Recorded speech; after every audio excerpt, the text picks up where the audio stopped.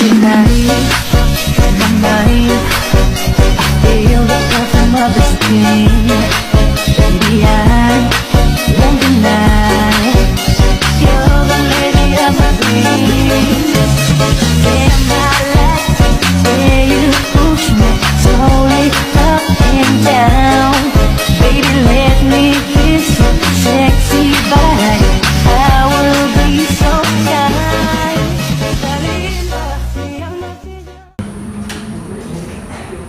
Assalamualaikum warahmatullahi wabarakatuh. Shalom. Selamat pagi semuanya. Pagi.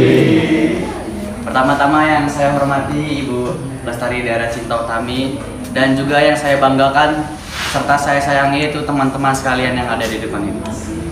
Kami pada pagi hari ini kami dari kelompok 6 ingin mempresentasikan apa yang sudah kami diskusikan tentang berjudul yaitu dinamika politik, sosial, budaya, dan ekonomi pada masa Kerajaan Singosari. Selanjutnya, izinkan saya memperkenalkan diri. Nama saya adalah Farhan Surabian selaku sebagai ketua kelompok 6. Dan juga saya tidak sendiri, ada teman-teman saya. Di sebelah kiri saya ada Pramuda Sinaga, ada Ridwan Syabani, ada Palma Kristi, ada Hana Karajohira, ada Fahmi, dan yang terakhir komting kita ada Torang Siotan. Selanjutnya kita akan langsung saja masuk kepada materi untuk mempersingkat waktu. Materi pertama itu adalah berdirinya Kerajaan Singosari yang akan dipresentasikan oleh Hana Tarajohira. Pada Hana saya persilakan. Baiklah, saya akan menjelaskan tentang berdirinya Kerajaan Singosari menurut kitab Pararaton dan kitab Negara Kertagama. Menurut Pararaton, sejarah berdirinya Kerajaan Singosari berkaitan erat dengan pendirinya, yaitu Ken Arok. Saat bekerja menjadi pengawal Tunggul Ametung, Ken Arok tertarik kepada Ken Dedes. Keinginan Ken Arok untuk memiliki istri majikannya semakin kuat saat Ken Dedes diramalkan akan menurunkan raja-raja tanah Jawa. Ken Arok kemudian membunuh Tunggul Ametung dengan keris Empu Gandring. Setelah itu, Ken Arok menyatakan dirinya sebagai aku baru di Tumapel dan menikahi Ken Dedes. Pada saat itu, Tumapel masih menjadi daerah kekuasaan Kediri. Mendengar bahwa Ken Arok berniat melepaskan Tumapel dari kekuasaan kerajaan Kediri, para Brahmana akhirnya bergabung. Pada 1222, Ken Arok memimpin pemberontakan dan berhasil mengalahkan Raja Kertajaya dalam pertempuran Gantar. Raja Kertajaya kemudian menyerahkan kekuasaan kepada Ken Arok dan kerajaan dipindah ke Singasari. Ken Arok pun menjadi raja pertamanya. Sedangkan menurut kitab Negara Kertagama juga menyatakan bahwa kerajaan Tumapel didirikan pada 1222 Masehi, tetapi tidak menyebutkan nama Ken Arok. Dalam naskah itu, pendiri kerajaan Tumapel bernama Ranggah Rajasa Sanggiri Nata Putra yang berhasil mengalahkan Kertajaya. Sekian materi saya kembalikan kepada moderator. Baik, terima kasih kepada Hana. Sekarang kita masuk kepada silsilah para raja yang ada 5. Di sini ada Ken Arok, Anaspati, Toh Joyo, Ranggawuni, dan Kartanegara yang akan dijelaskan oleh Ridwan Syabani dan Torang. Kepada Ridwan, saya persilakan. Baik, terima kasih kepada moderator yang telah memberikan kesempatan saya untuk menjelaskan silsilah para raja, di mana saya akan menjelaskan 3 dari 5 silsilah para raja ini. Yang pertama, Ken Arok. Ken Arok memerintah dari tahun 1222 sampai 1227 Masehi.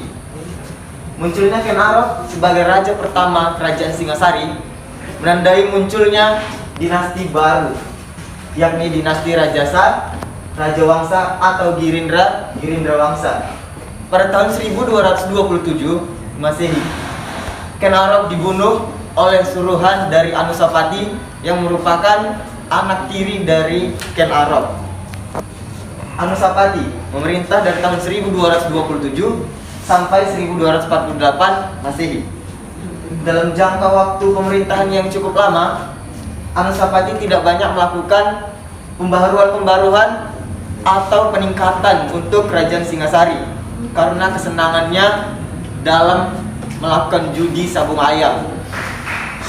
Peristiwa kematian Ken Arok akhirnya terungkap oleh Cah Joyo yang merupakan anak dari Ken Arok dan Ken Umang.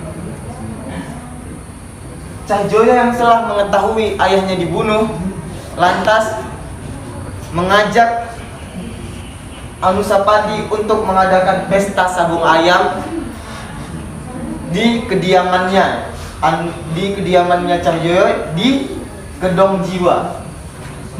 Untuk mengadakan pesta sabung ayam tersebut, pada saat Anusapati asik menyaksikan sabung ayamnya, secara tiba-tiba Cahjoyo menyambut keris buatan Empu Gandring yang dibawanya dan langsung menusuk Anusapati.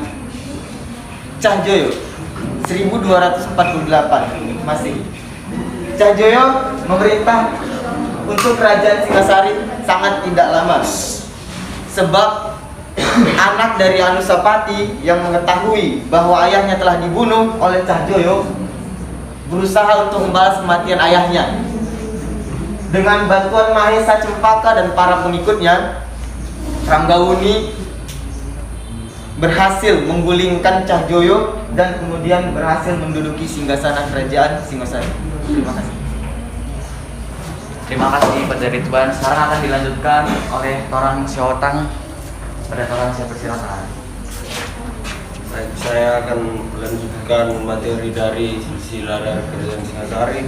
Yang keempat ada Ranggawuni. Ranggawuni naik tahta kerajaan Singasari pada tahun 1248 Masehi dengan gelar Srijaya Wisnuwardana oleh Mahesa Cempaka.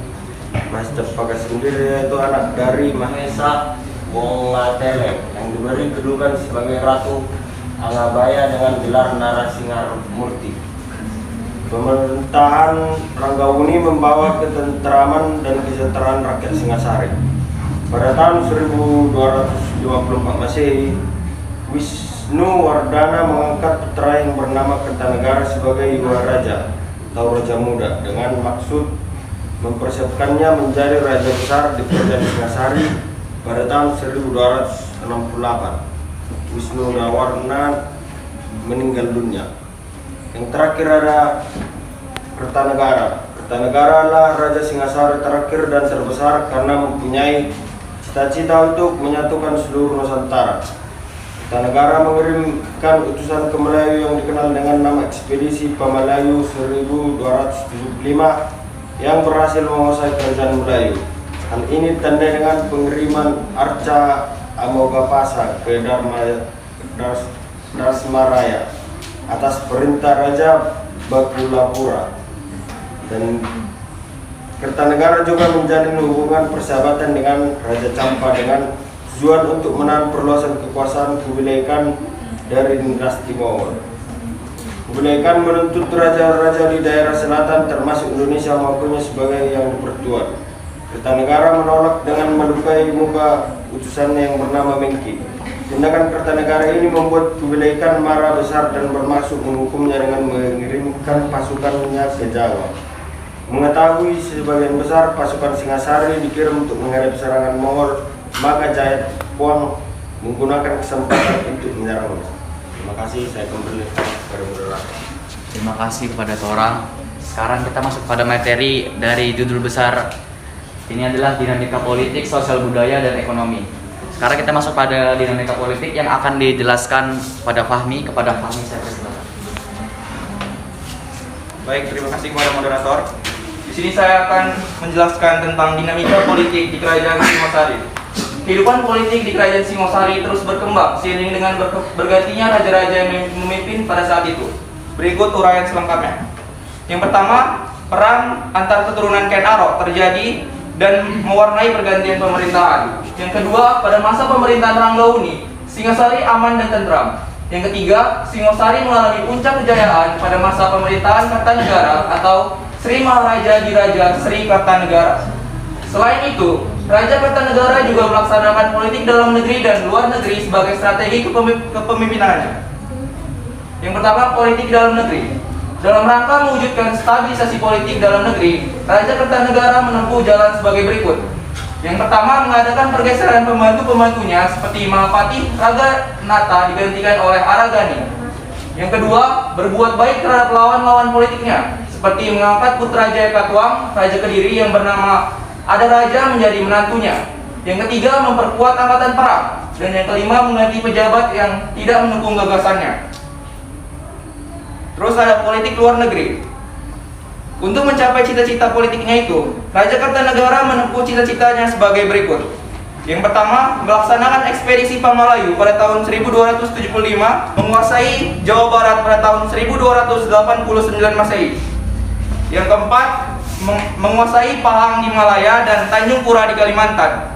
Yang kelima, Kertanegara membendung ekspedisi Kubilai Khan dengan cara menjalin kerjasama dengan negeri Campa. Dan yang keenam, berusaha menyatukan Nusantara di bawah kekuasaan Singasari. Terima kasih, saya kembalikan kepada moderator. Baik, terima kasih kepada kami. Penjelasannya sangat jelas ya.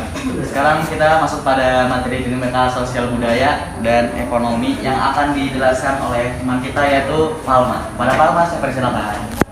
Baik, saya ucapkan terima kasih kepada moderator. Di sini saya akan melanjutkan mengenai dinamika sosial budaya. Di kerajaan Singasari berkembang ajaran Tantrayana atau Siwa Buddha dengan kitab suci Tantra. Ajaran ini berkembang sejak periode pemerintahan Wisnuwardana hingga Kartanegara. Candi peninggalan kerajaan Singasari antara lain Candi Jago, Candi Kidal, dan Candi Singasan. Adapun patung-patung yang berhasil ditemukan sebagai hasil budaya kerajaan Singasari antara lain patung Kendedes sebagai Dewa Prajana Pramuta, lambang Dewi Kesuburan, dan patung Kartanegara sebagai Amohapasa. Dinamika ekonomi. Karena letaknya yang sangat strategis yaitu berada di lembah Sungai Berantas, mayoritas masyarakat bermata pencarian sebagai seorang petani. Tidak hanya ada di lembah yang subur, Sungai Berantas saat itu juga menjadi salah satu lalu lintas perdagangan antara daerah dan wilayah. Oleh sebab itu, tidak sedikit dari masyarakat yang bekerja sebagai pedagang. Walaupun begitu, pada kenyataannya, kehidupan ekonomi pada masa kerajaan Singasari sempat mengalami fluktuasi atau naik turun. Saat dipimpin oleh Kenaro, kehidupan ekonomi di kerajaan Singasari tergolong sangat makmur. Tapi kemudian, saat dipimpin oleh Anuspati, kehidupan ekonomi masyarakat menjadi terabaikan. Setelah itu, kehidupan ekonomi mulai membaik ketika dipimpin oleh Wisnuwardana hingga pada akhirnya saat masa pemerintahan Raja Kartanegara, kehidupan ekonomi kerajaan Singasari mencapai puncak kejayaannya. Terima kasih saya ucapkan, saya kembalikan ke moderator. Baik, terima kasih Pak Homa. Sekarang kita akan masuk kepada materi keruntuhan kerajaan Singasari yang akan dijelaskan oleh teman kita yaitu Pramuda Sinaga. Pada Pramuda, saya persilakan. Sini saya akan menjelaskan tentang keruntuhan kerajaan Singasari. Penyebab runtuhnya kerajaan Singasari yaitu ditandai dengan tewasnya Raja Kertanegara dalam peristiwa pemberontakan oleh Jaya Katuang. Berdasarkan catatan para raton, Jaya Katuang memiliki dendam masa lalu terhadap leluhur Raja Kertanegara. Keputusan Jaya Katuang untuk memberontak tidak terlepas dari hasutan oleh Arya Wiraraja. Arya Wiraraja pada saat itu berperan sebagai penasihat kerajaan dari Singosari. Kekuatan militer kerajaan Singosari belum sepenuhnya lengkap karena sebagian pasukan masih dalam perjalanan dari penaklukan ekspedisi Pamalayu di Sumatera. Bujukan tersebut dilakukan oleh Jaya Katuang. Atas saran Arya Wiraraja, Jaya Katuang mengirim pasukan yang dinamakan Jaran Guyang untuk menyerbu pasukan Singosari dari arah utara. Raden Wijaya memang berhasil untuk mengalahkan pasukan Jaran Guyang. Namun pasukan tersebut hanya sebagian kecil dari pasukan Jaya Katuang yang tujuannya untuk sebagai pengalih perhatian dari sistem pertahanan ibu kota Singosari tempat Raja Kertanegara bersemayam agar kosong. Kemudian Jaya Katuang segera mengirimkan pasukan yang lebih besar ke Singosari lantaran sebagian besar kekuatan militer Singosari, istana, bahkan Raja Singosari yang dipimpin oleh Raden Wijaya belum kembali.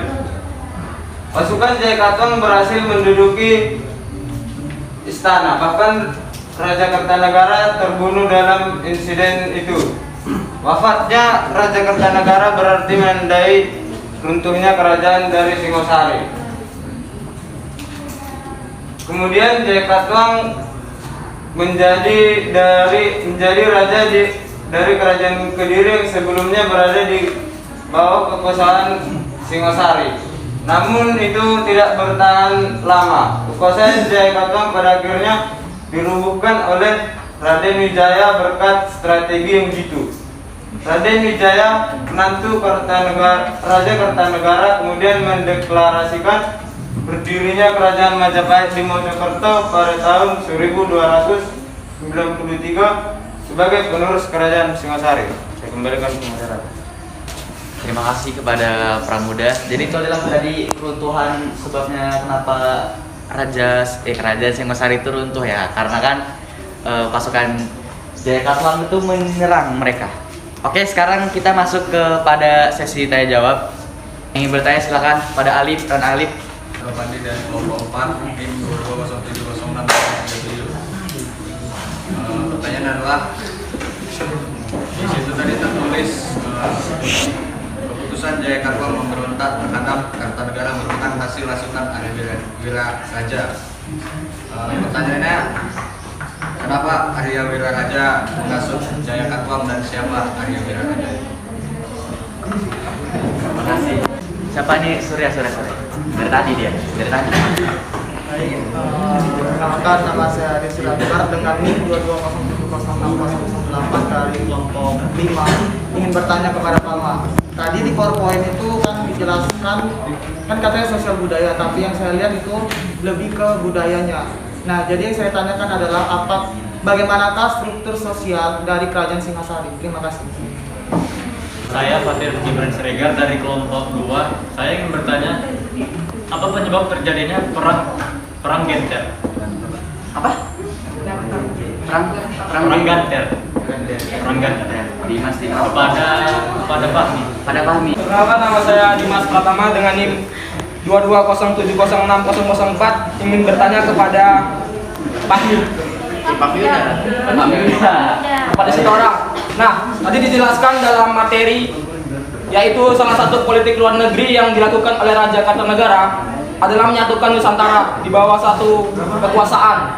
Nah, pertanyaannya, konteks apa yang dilakukan Raja Kartanegara dalam menjalankan politiknya itu? Terima kasih. Pada siapa ini? Pada orang. Oke, pada. Nama saya Denis Angelika Stumper dengan NIM 22070650. Saya ingin bertanya kepada Pramuda, apa alasan Arya Wiraraja menyampaikan kepada Jayakatwang bahwa di tahun 1229 merupakan saat yang tepat untuk memberontak kepada Kartanegara? Baik, saya Ria Pinalasari dari kelompok 3 dengan NIM 22070622. Saya ingin bertanya kepada Palma. Hana.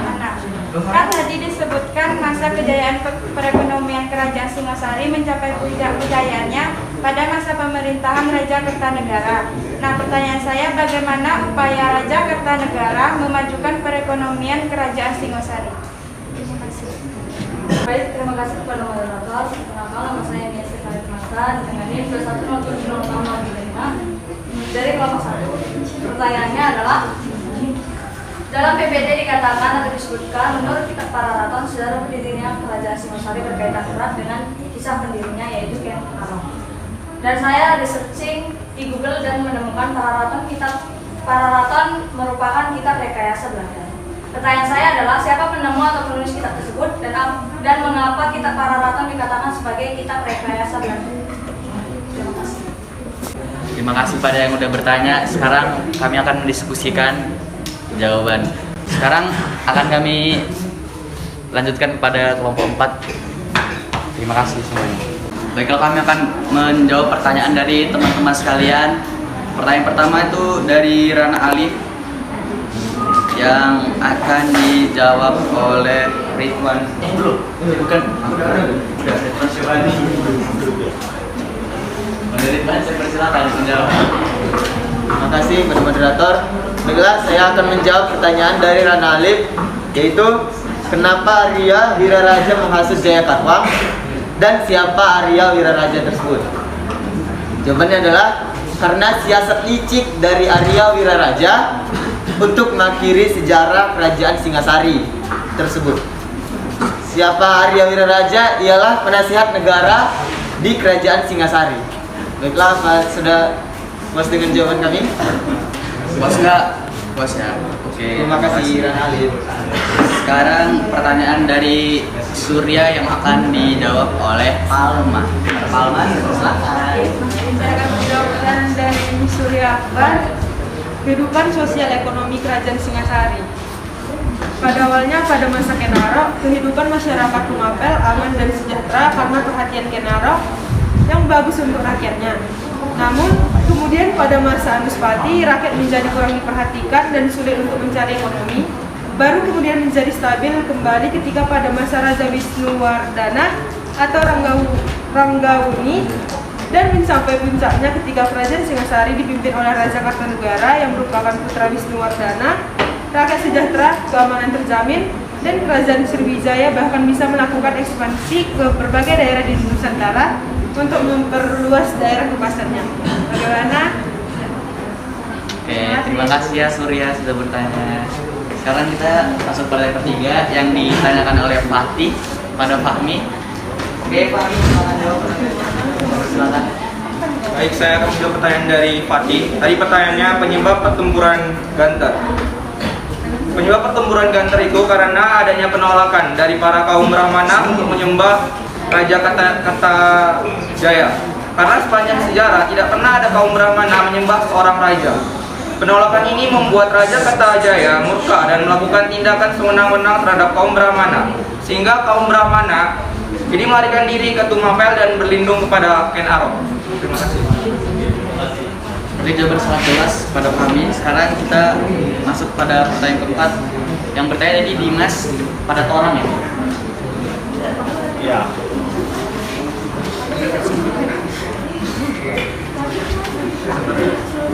Sabar ya Mas ya. Sabar ya. Mas, sabar ya saya.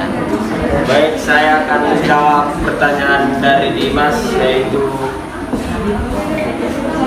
upaya yang dilakukan Raja Kartanegara dalam menjalankan politiknya. Jadi dalam menjalankan politiknya, Raja Kartanegara mencetuskan sebuah pemikiran politik yang diberi nama Cakrawala Mandala atau Cakrawala Mandala Dwipantara.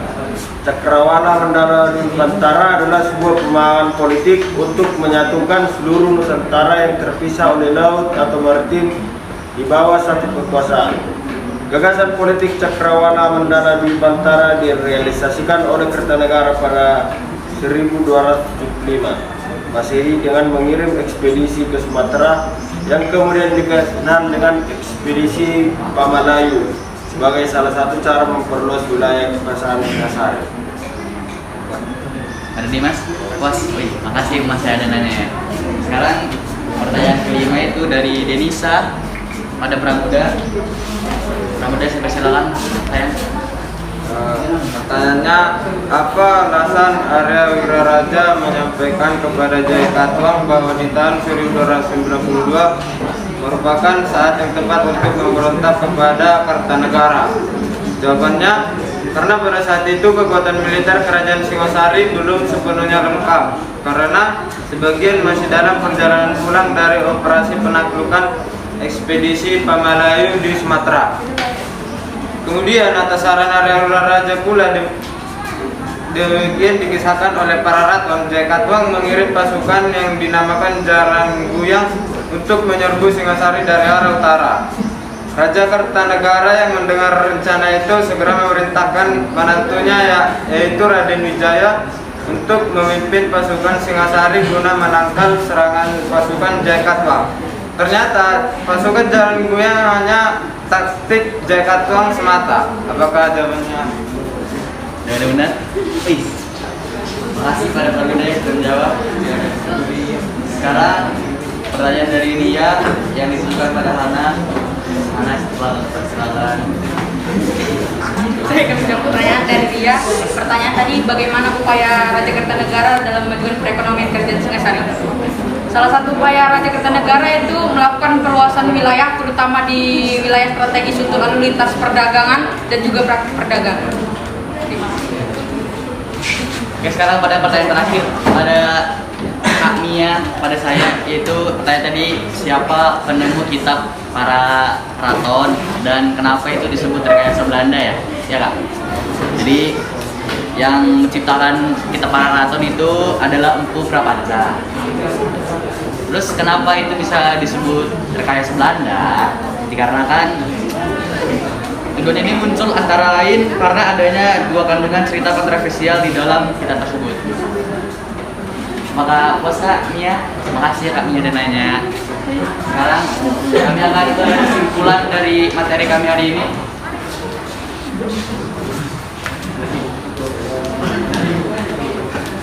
Kesimpulan pada materi kali ini adalah Kerajaan Singasari atau kesimpulan ditulis Singasari atau Singosari adalah sebuah kerajaan di Jawa Timur yang didirikan oleh Ken Arok pada tahun 1222. Terus letak kerajaan ini yang berada di Lembah Sungai Brantas menjadikan kerajaan tersebut pusat lalu lintas perdagangan antar wilayah. Berkat jasa Raja Kartanegara, Kerajaan Singasari mencapai puncak kejayaannya. Salah satu pekerjaan politik beliau yang terkenal adalah ekspedisi Pamalayu untuk membendung pengaruh kebalikan yang kian besar di Asia Tenggara, sekaligus memperluas teritori kerajaan. Sekarang runtuhnya Kerajaan Singasari dimulai sejak tewasnya Kartanegara dalam pemberontakan Jayakatwang. Jayakatwang kemudian menjadi raja di Kediri meski tidak bertahan lama karena dirubuhkan oleh Raden Wijaya, menantunya Kartanegara. Jadi seperti balas-balasan gitu mereka ini ya. Raden Wijaya selanjutnya mendeklarasikan berdirinya Kerajaan Majapahit sebagai penerus Kerajaan Singosari. Dan juga ada pun peninggalan kebudayaan Kerajaan Singasari antara lain adalah Candi Jago, Candi Kidal, Candi Singasangan, dan patung Kendedes sebagai Dewi Pratnapramita, lambang Dewi Kesuburan, serta patung Kartanegara sebagai Amok Hafasa. Baik, itulah materi dari kami. Kami tahu kami banyak kurangnya pada presentasi ini kali ini, jadi saya mohon maaf pada teman-teman dan juga para ibu dosen Dara.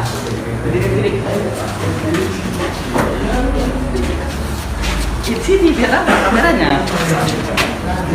Pada semuanya kami berterima kasih.